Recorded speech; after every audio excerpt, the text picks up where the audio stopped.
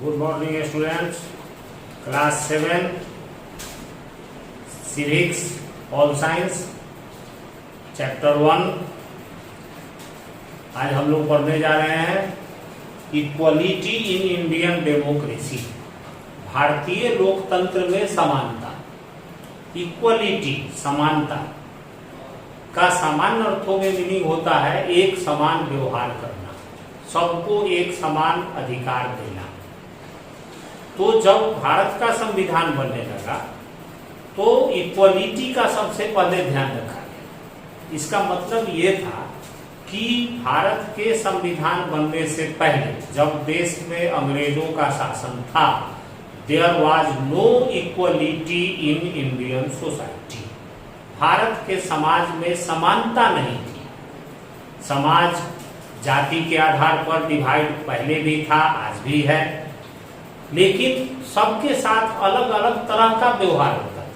खासकर जो lower caste के लोग थे हमारे देश में, उनके साथ अच्छा व्यवहार नहीं किया जाता। उनको न तो कोई सामाजिक अधिकार मिले हुए थे, न तो कोई राजनीतिक अधिकार मिले हुए थे, और न ही समाज में उन्हें डिग्निटी, सम्मान या रिस्पेक्ट मिला, कुछ भी मिला हुआ नहीं। ऊंच नीच, धर्म के आधार पर असमानता थी, जाति के आधार पर इनइक्वलिटी था, वेल्थ धन संपत्ति के आधार पर असमानता थी। लेकिन जब भारत का संविधान बनने लगा, जब भारत का संविधान बनने की बात आई, तो इक्वलिटी को सबसे पहला स्थान दिया गया कि देश के संविधान की नजर में देश को चलाने के लिए जो नया संविधान बन रहा है, जो नया कानून बन रहा है, उसके नजर में देश का प्रत्येक नागरिक एक समान होगा, सभी को इक्वलिटी दी जाएगी। आप अपने बुक में देख सकते हैं, लिखा गया है we are all equal in the eyes of our constitution. अपने संविधान के नजर में, संविधान के हिसाब से हम सभी लोग एक समान है, इक्वल है। The first right that citizen of India enjoys the right to equality. सबसे पहला अधिकार जो भारत के नागरिकों को दिया है, वह अधिकार संविधान में दिया गया है, समानता का अधिकार। The fundamental right to equality include equality before law. और ये मौलिक अधिकार कानून के समक्ष भी समानता है, यानी कानून भारत के किसी भी नागरिक के साथ रेस, रिलीजन, धर्म, जाति, रेस हुआ मानव जाति, जैसे आर्यन, द्रविडियन, जर्मन, ये सब रेस कहा जाता है। मानव जाति जैसे भारत में रहने वाले आर्यन, हम लोग उत्तर भारत के लोग जो है वो आर्यन है, दक्षिण भारत के लोग द्रविड़ हैं, आदिवासी की अलग जाति है जिनको हम ट्राइबल कहते हैं। तो ये सब रेस कही जाती है, Aryan race, Dravidian race, tribal race. और कास्ट जो जाति का कहा जाता है, जो समाज में जो जाति का विभाजन है, जैसे ब्राह्मण, क्षत्रिय, वैश्य, शूद्र, ये सब जो है ये सब कास्ट कहे जाते हैं, वर्ण, जाति।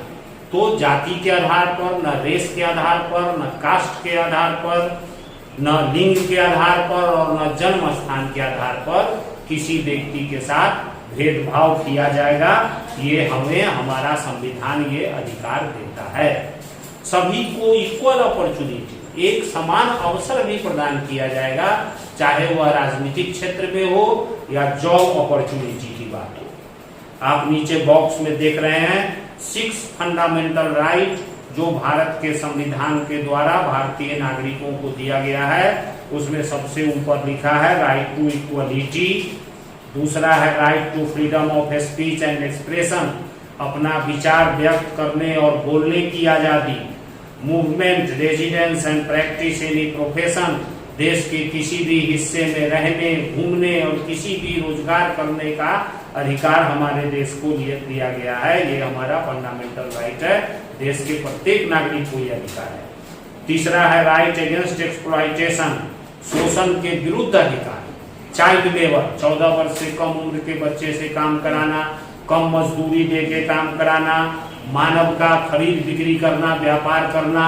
ये सबको ह्यूमन ट्रैफिकिंग कहा जाता है। इन सब चीजों के विरुद्ध अधिकार दिया गया है कि किसी भी व्यक्ति के साथ इस तरह का व्यवहार भारत में नहीं किया जा सकता है। उसके बाद है चौथा number, right to freedom of conscious and practice of any religion, अपना विचार धर्म मानने की स्वतंत्रता।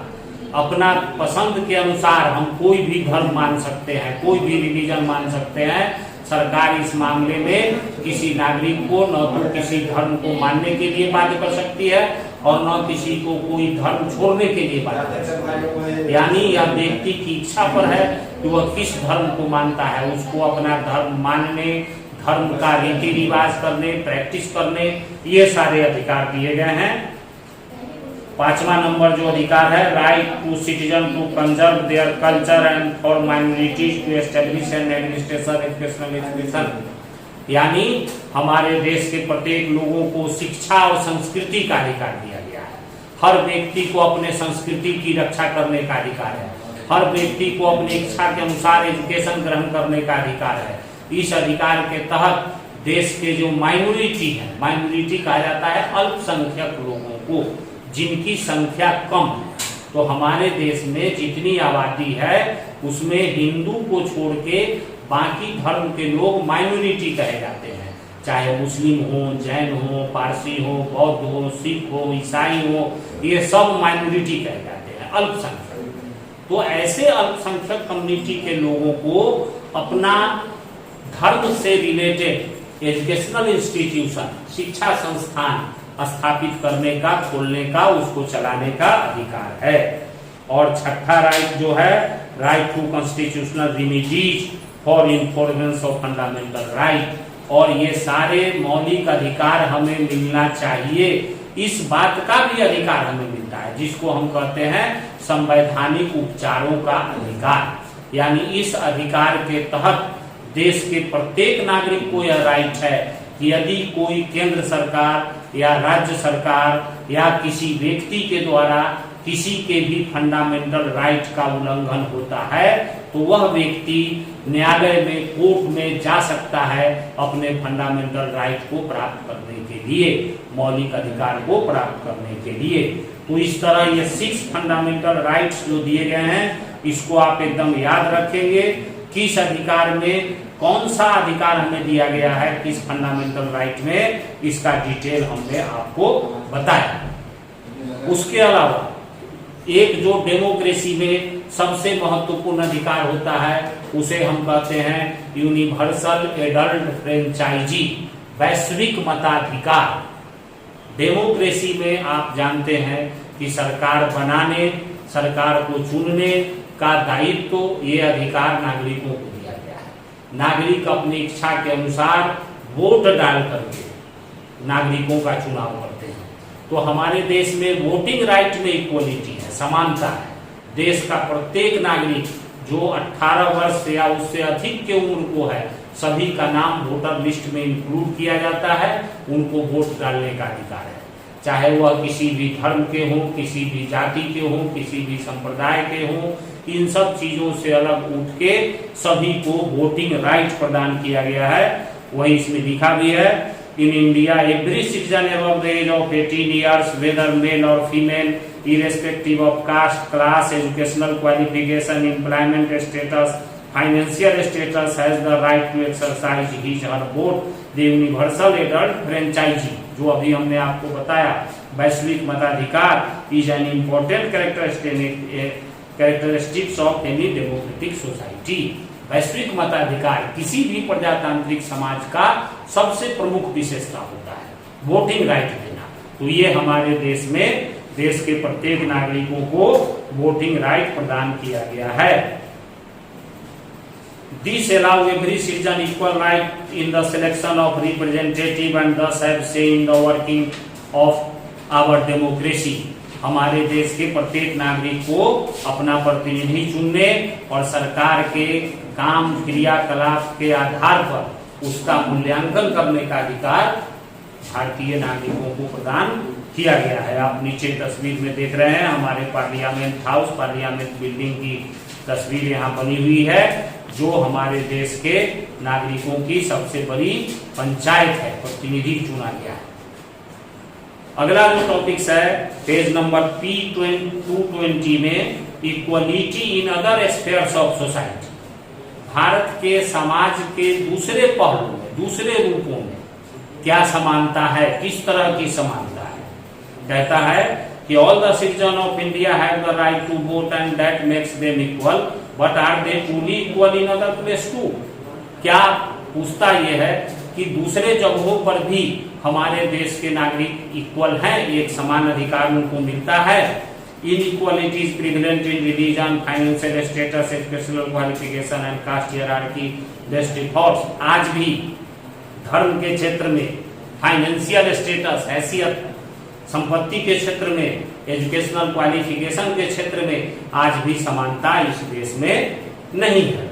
India is part of an ancient civilization which had a very rigid caste system. हमारा देश में बहुत ही कठोर जाति प्रथा है और जाति के आधार पर कास्ट सिस्टम जो है शुरू में professional identity of the individual but has undergone change over the years. शुरू में जाति का विभाजन काम के आधार पर हुआ था, जो जिस व्यक्ति जो जैसा काम करता था उसको उस जाति का माना गया था, लेकिन आगे चल के यह वंश के आधार पर हो गया कि उस जाति के यहाँ जन्म लेने वाला कोई भी व्यक्ति उसी जाति का बच्चा मान लिया गया।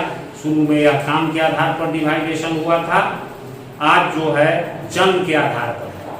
People belonging to lower caste have been marginalized and suppressed. आज जैसा कि पहले भी हम बताए हैं, आज भी हमारे देश में जो लोअर कास्ट के लोग हैं, जो नीच जाति के लोग हैं, वे लोग विकास की मुख्य धारा से मार्जिनलाइज, हाशिए पर हैं, कटे हुए हैं और उनका शोषण और उत्पीड़न भी होता है। दलित कम्युनिटीज को स्कूल वगैरह में या बर्तन साफ करने में या मिनियल जॉब, ऐसा काम जो दूसरे लोग नहीं कर सकते हैं, ज्यादातर दलित कम्युनिटी के लोग इसी तरह का काम करते हैं। तो is this not a form of inequality? क्या यह असमानता का एक रूप नहीं है? तो समाज में हमें दिखाई देता है कि जाति के नाम पर आज भी असमानता है।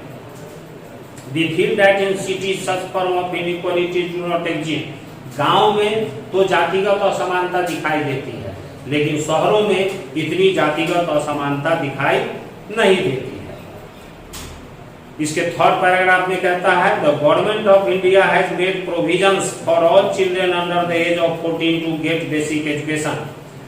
शैक्षणिक असमानता को दूर करने के लिए भारत की सरकार ने हमारे देश में संविधान में ये प्रोविजन रखा है कि 14 वर्ष तक की उम्र के सभी बच्चों को मौलिक शिक्षा, मूलभूत बेसिक एजुकेशन फ्री, निश्चित रूप से और कंपलसरी, अनिवार्य दिया जाएगा। मुफ्त और अनिवार्य शिक्षा देने की व्यवस्था हमारे देश में की गई है, लेकिन रियलिटी में ऐसा नहीं होता है। गवर्नमेंट स्कूल की गुणवत्ता आप देख रहे हैं कि किस तरह सरकारी स्कूल में शिक्षा दी जाती है। ज्यादातर जो गरीब घर के बच्चे हैं वही गवर्नमेंट स्कूल में पढ़ने जाते हैं और वहाँ का एजुकेशन और प्राइवेट स्कूल, प्राइवेट इंस्टीट्यूशन के एजुकेशन में डिफरेंस है। तो हमारे देश में शिक्षा एक समान आज भी नहीं मिल रही है। पैसे वालों के लिए हर तरह की बेहतर शिक्षा उपलब्ध है, शहरों में रहने वाले लोगों के लिए हर तरह का बेहतर एजुकेशन उपलब्ध है, लेकिन आज भी गांव में गरीब लोगों के पास पैसे के अभाव में एजुकेशन एक समान उनको नहीं मिल पा रहा है। वही इसमें दिया गया है कि राइट टू एजुकेशन भारत सरकार ने दिया है कि हर बच्चा शिक्षा प्राप्त करने का अधिकार रखता है, लेकिन एजुकेशन पॉलिसी जो हमारे देश में है उस पॉलिसी के कारण पूरे देश में एक समान शिक्षा नहीं दी जा रही है। Another form of inequality based on religious identity of individual. धार्मिक पहचान भी असमानता को जन्म देती है।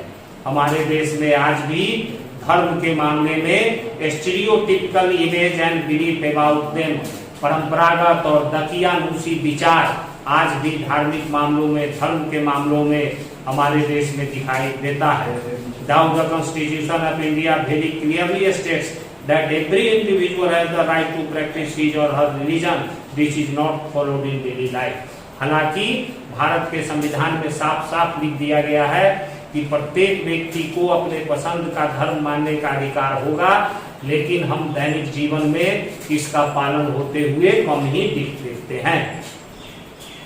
Several instances of housing society giving houses on rent only to those who belong to particular community or religion। आज भी बहुत सारे हाउसिंग सोसाइटी वाले ऐसे हैं जो एक विशेष धर्म वाले लोगों को ही घर देते हैं, शहरों में दूसरे धर्म वालों को घर नहीं देते।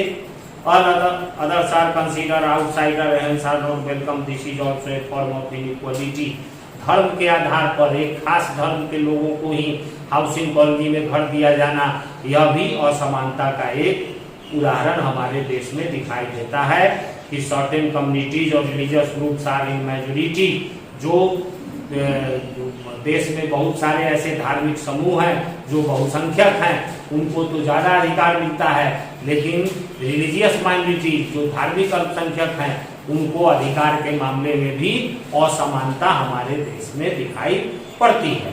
ये इस पूरे चैप्टर, ये पूरे टॉपिक्स में बताया गया है। Equality in other aspects of society, समाज में कहाँ किन क्षेत्रों में किस तरह की असमानता है, इनइक्वालिटी है, वो इस पूरे टॉपिक्स में बताया गया है।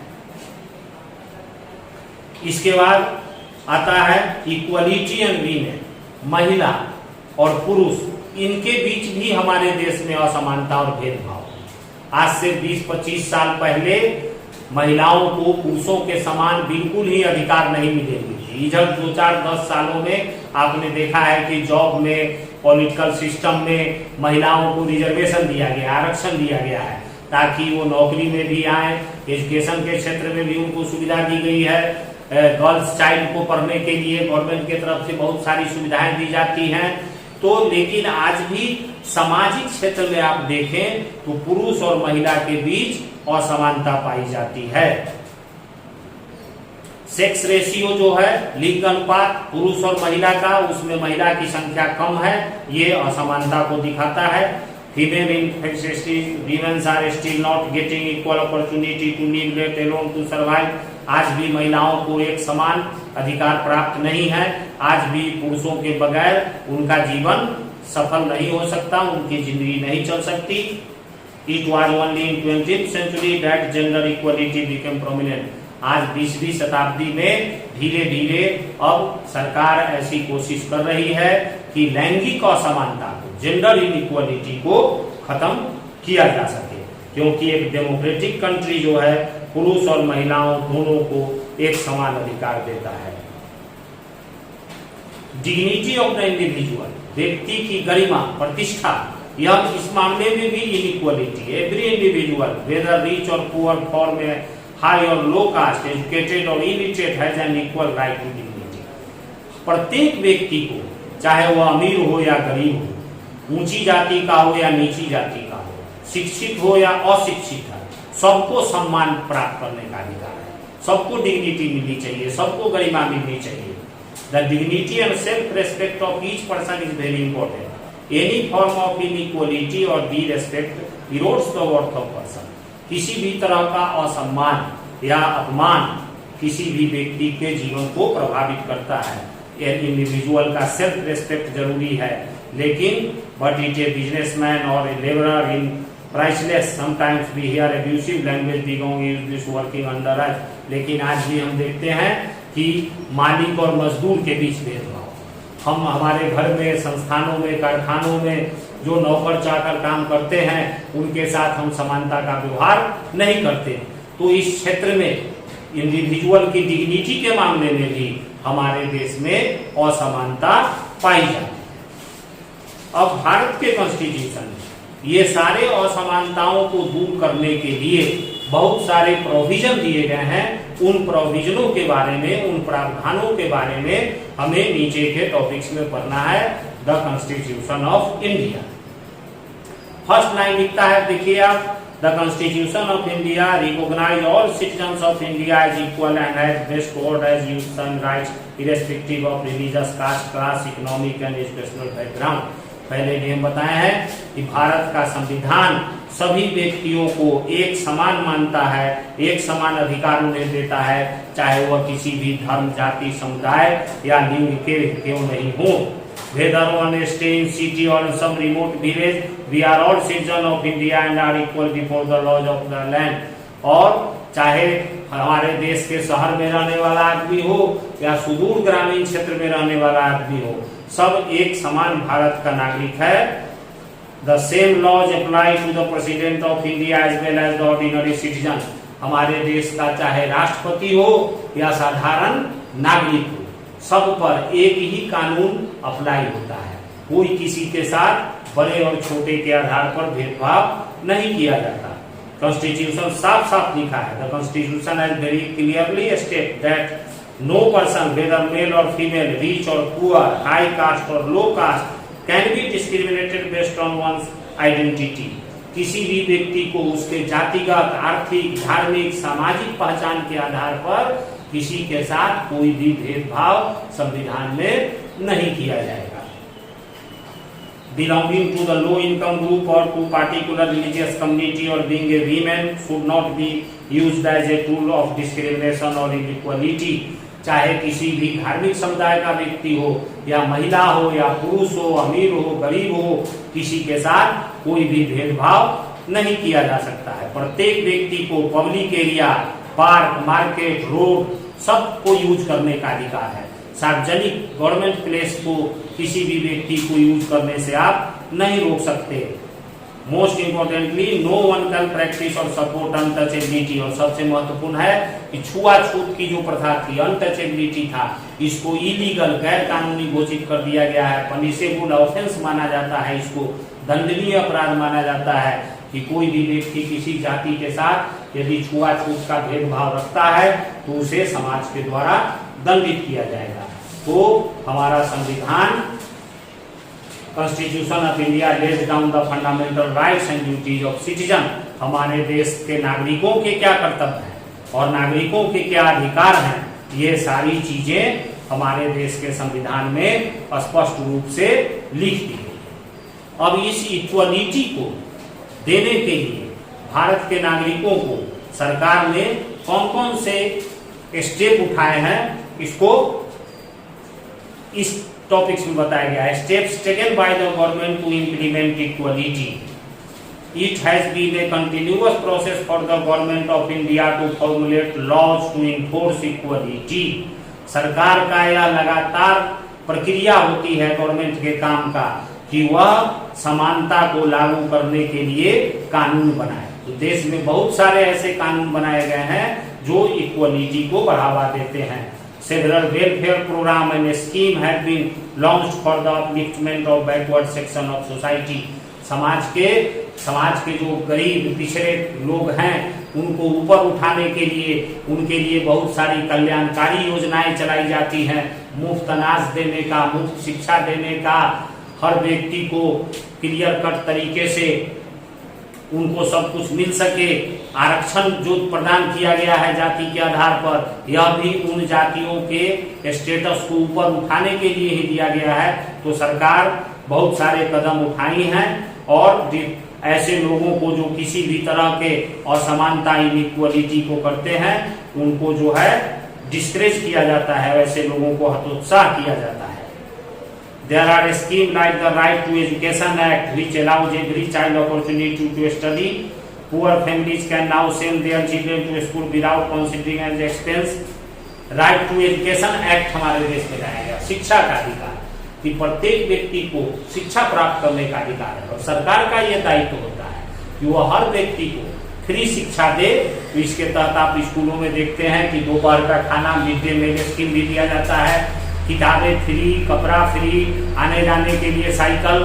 तो ये सारे स्कीम जो सरकार चलाई हैं वह समानता को ही बढ़ावा देने के लिए चलाई हैं कि समाज का वैसा वर्ग, वैसा ग्रुप जो अपॉर्चुनिटी, अवसर से वंचित रहा है, उन लोगों को थोड़ा ज्यादा अवसर दिया जाए ताकि उनका स्टेटस सही हो सके।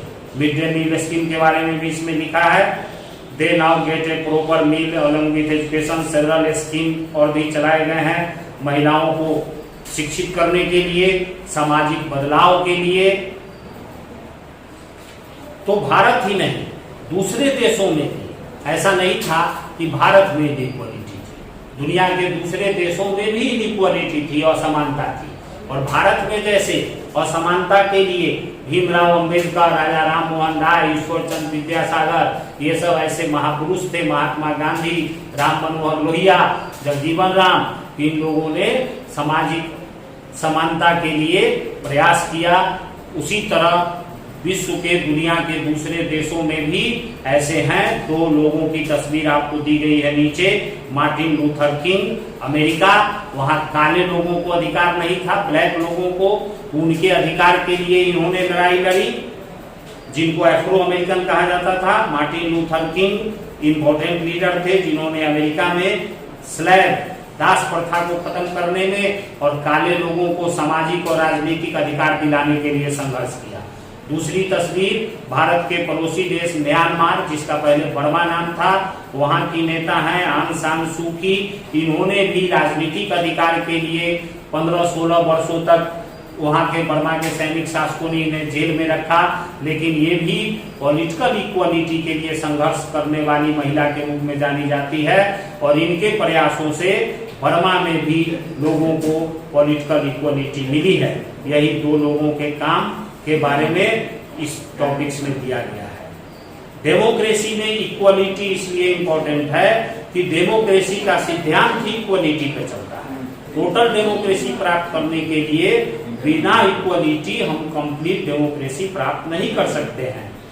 आंग सान सू की का फेमस स्पीच है, it is not power that corrupts but fear of losing power corrupts those who wield it and fear of scourge of power corrupts those who are subject to it.